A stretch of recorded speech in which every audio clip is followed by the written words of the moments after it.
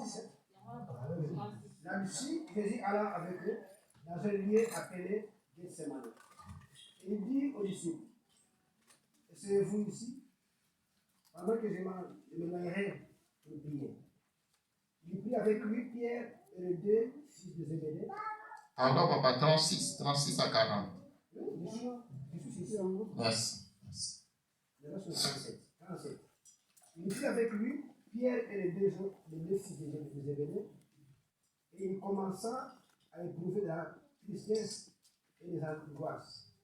Il leur dit alors, mon âme est triste jusqu'à la mort. Restez ici et veillez avec moi. Puis, ayant fait quelques pas en avant, il se jeta sur sa face et pria ainsi. Mon Père, s'il est possible que cette coupe s'éloigne de moi, toutefois, non pas ce que je veux, mais ce que tu veux. 40. Il vit et il vint vers les disciples. Il trouva endormi. Et il dit à Pierre, vous n'avez donc pu veiller qu'il est avec moi. Alléluia. Est-ce que tu peux pas pour la Pâque, c'est une alliance va fêter Pâque, mais pas pour makanyamo azomona anamis. Mais la nouvelle alliance, tant que Pâque est au salama, yemoko aza Pâque, yemoko akozala roi, yemoko akozala sacrificateur, principal sacrificateur, yemoko akozala le grand prophète, yemoko akozala sacrifice, payé moko akozala la gloire qui descendait au temple. Au temple, pour la temple, soki mokonzi azali, prophète azali, lévite, mokonzi na bango ezalaki souverain sacrificateur azali. Il faut offrander zala. Pe réponse ya nzambe, o ezalaki gloire, kolakisake na ndimi offrande oyo. Amen, eza. Sikoyo na nouvelle alliance, tant que la Pâque, Dieu remplit toutes ces choses. O ezalaki image, o ezalaki ba figure en Jésus-Christ. Pour akokisa, Genèse 3, 21. Pour so alati sakimoto, lelo ezala su posote, lelo ezala nyamo ya kufaki, amona na nabiso mokilimo mobimba. Alléluia.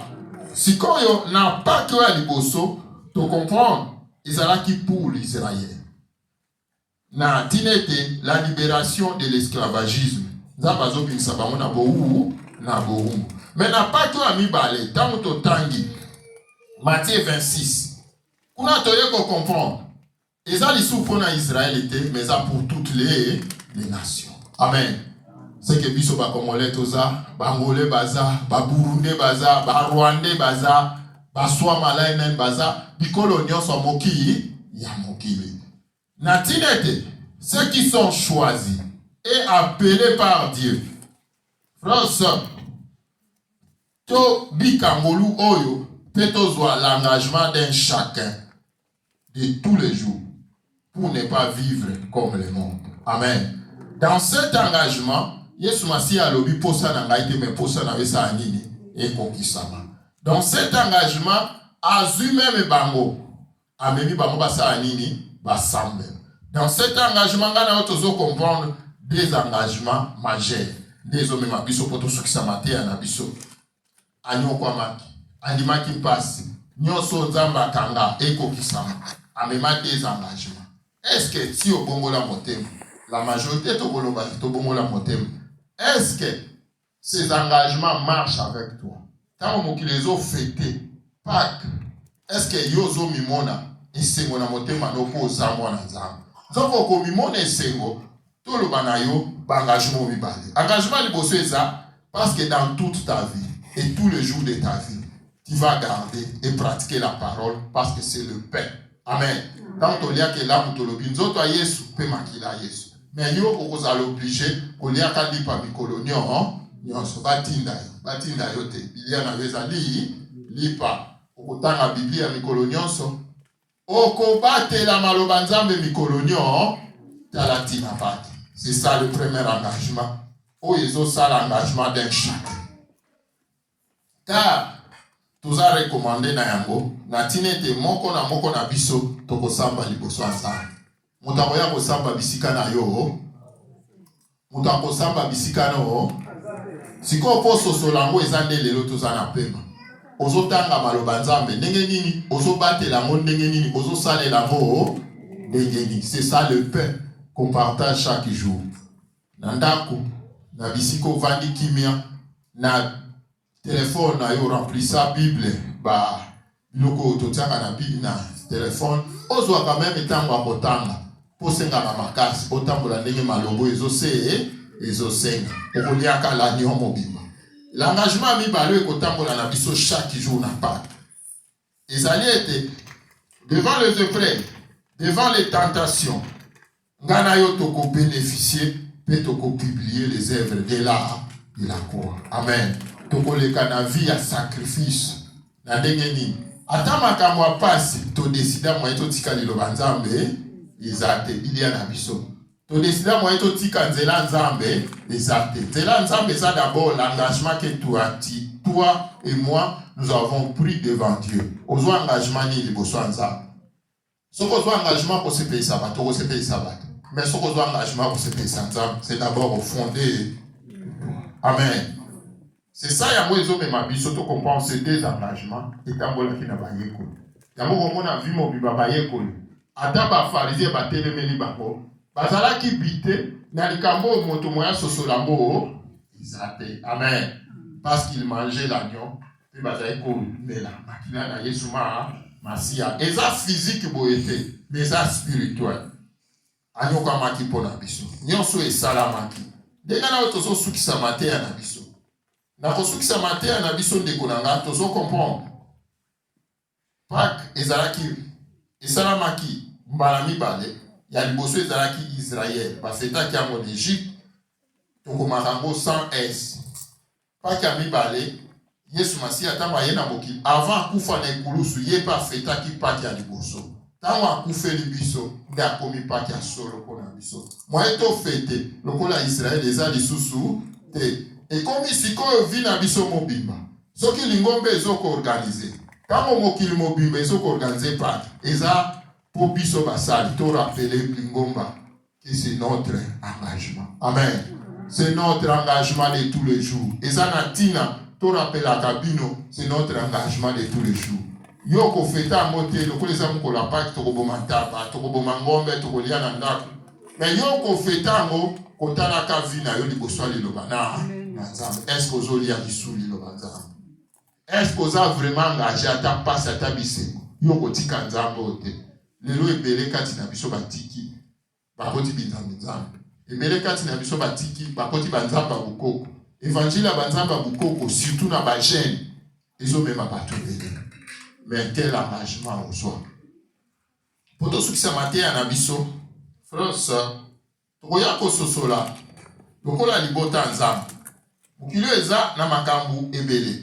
Kaka na Matthieu 26. Lobito kabona ki angona papa edona se. Yango ezaki passage na nga conclusion. Du verset 39 au verset 54. Tokotanga yango te yo komi poto kende.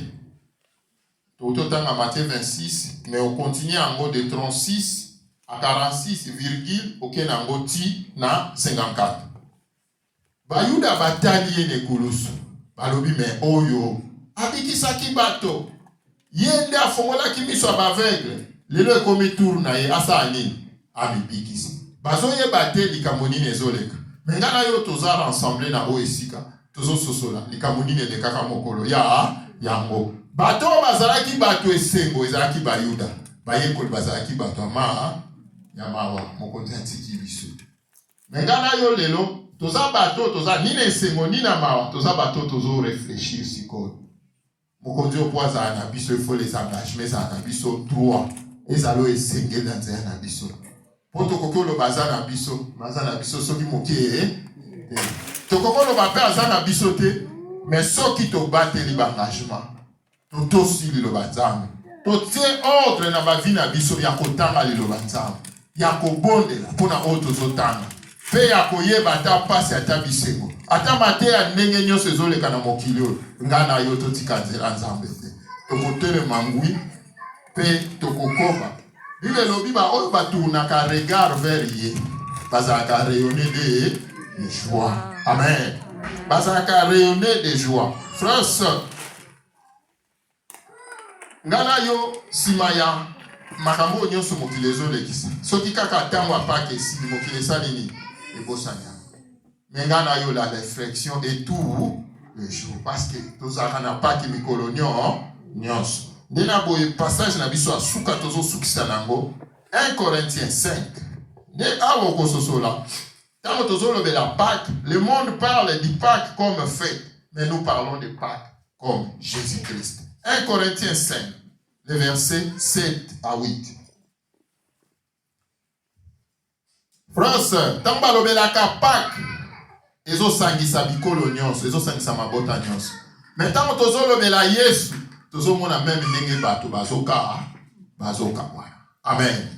Misu balingi komba Yesu te. Mais bukola Pâques tozala na bango elongo. Tofete na bango elongo. Kende bisika ba musulman avant-hier nazaki na ita keskus. Na moni combien bazé ebele balingi babanda Ramadan. Balobi eza ba jour très important. Musulman koza matena batango. Oui, devant Christ tous les jours est important. Parce que bon ça m'a mikolo na mikolo. 1 Corinthiens 5, 7 à 8. Papa, 1 Corinthiens 5, 7 à 8.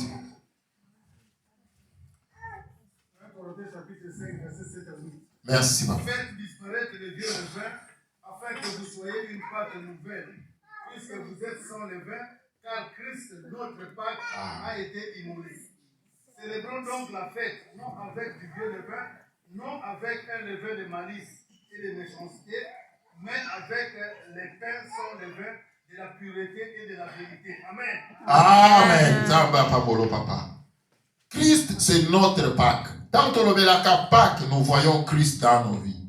Azoaraka kesika, soko bate li malobo. Tant que zotanga, tant que zobondela, ozoluka malobo bandoko kisama. Butu pe na moi po na bomo na yo. Pe l'engagement, ata makambo passe lekeli yo. N'abandonnez pas Dieu. Refuge mususu ezate. De na boye tokokoba. On ne peut pas persévérer. Ceux qui prêvent na ba tentation ezate. Tango eza, nous n'avançons.